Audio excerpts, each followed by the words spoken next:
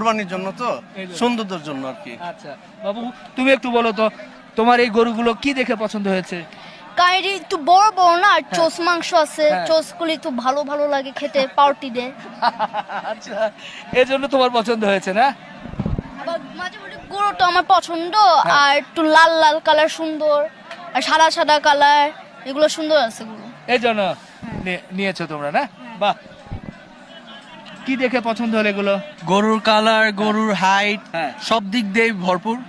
আমার পছন্দ হয়েছে, কোরবানির যোগ্য, হ্যাঁ। তাই নিলাম। আলহামদুলিল্লাহ। বাহ, গরু নিয়ে খুশি তো? আলহামদুলিল্লাহ। 11,30,000।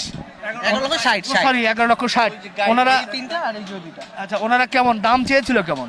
দাম রিজনেবলই চাইছে, বেশি একটা দামাদামি করতে হয়নি।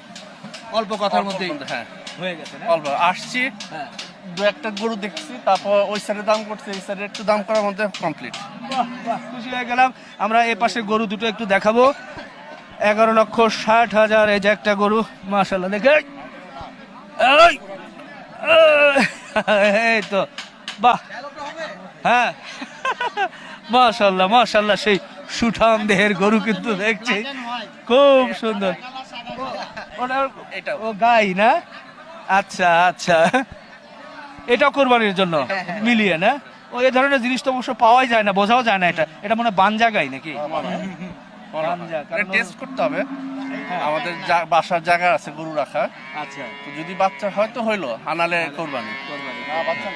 কোন এলাকা থেকে আসছিলেন? পুরান ঢাকা, পুরান ঢাকা, সিদ্দিক বাজার। সিদ্দিক বাজার।